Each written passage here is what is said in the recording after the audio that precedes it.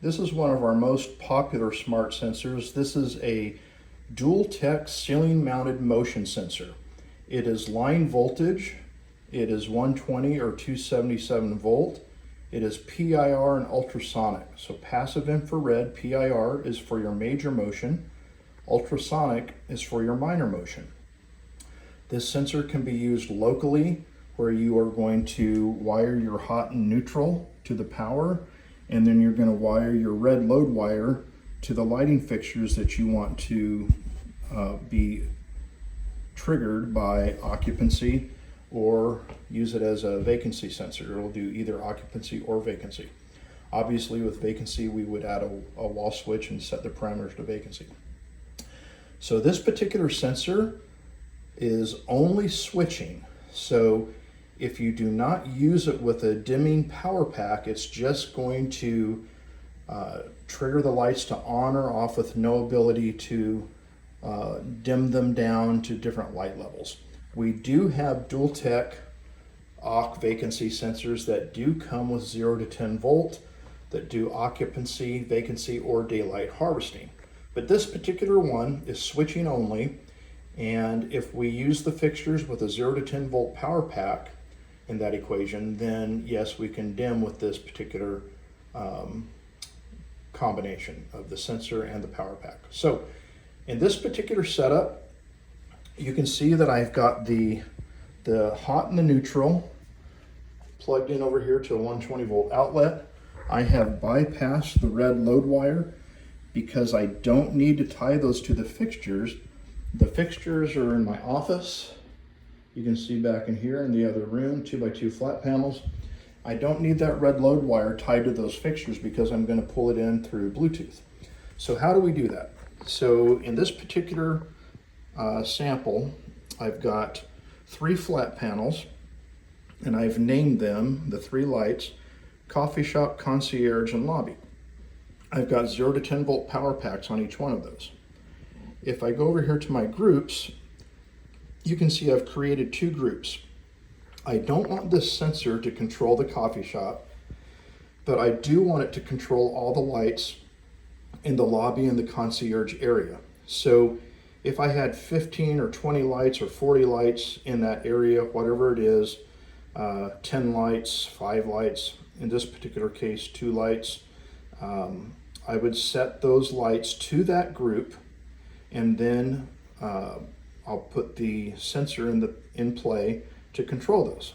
So what I'm going to do now is that sensor that you just saw here is considered a switch because it has a relay in it where you can add fixtures to it. So it is recognized on the app as a switch. So I'm going to click, and it's going to look for every switch in range.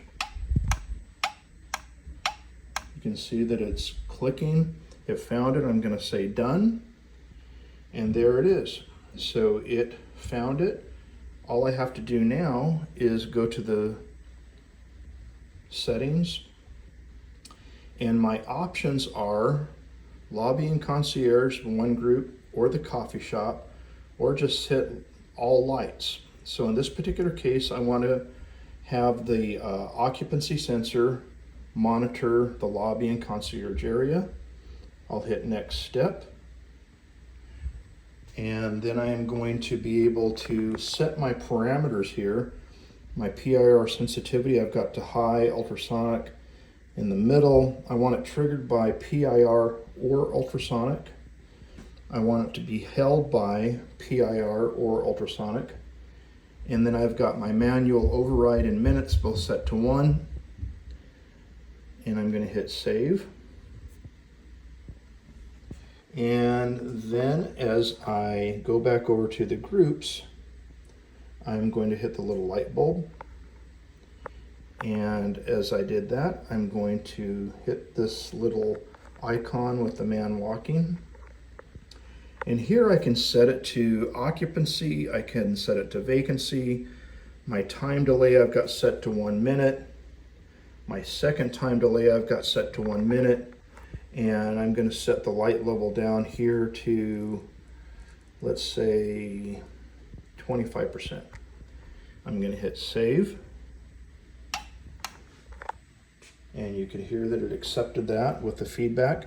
And the reason I set that time delay like that is if you are in an area where the sensor's not reading, maybe you're in a warehouse on top of a pallet and the sensor can't read you, rather than just turning the lights off, what I like to do is to give it 2 delays. So with the first delay, I've set it to have the lights go down to 25% when there's no activity. For this particular example, I just set the timeout to 1 minute. And then after 1 more minute, it will actually turn the lights all the way to off. So now that we're in another space and there's no activity, let's also add a wall switch to this equation. And the way I'm going to do that, I'm going to go back to my switch page. And it doesn't matter, it can be a wired switch or it can be a wireless switch or different variations of any of our switches. But in this particular case, for the Bluetooth to find it, you can see the lights just drop down to 25%.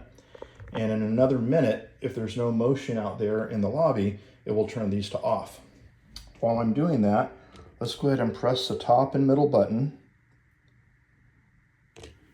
It will illuminate and hold blue. That means now I can say find the switch by hitting the top plus, and it found it. I hit done. There's my switch, and I want to add it to a group, not to a light. I want to add it to the lobby and concierge, just like I did with the sensor. And now I hit save, and when I do that, it's going to feed back and flash the lights associated with that group on and off to let you know the pairing was successful. So you can see I've got a sensor now for the lobby and concierge. I've got a 3-button on-off raise lower switch. There was no activity in the other room in the lobby, so after the first warning, it shut the lights down to 25%, and then there was no activity for a minute. So now it turned them to off. So one last pass through, and I got within about 10-15 feet, and it turned the lights back on automatically. Thanks for your time. If you have any questions, please email us at sales@installsmartcontrols.com, or feel free to give us a call, 267-906-7678. Thank you.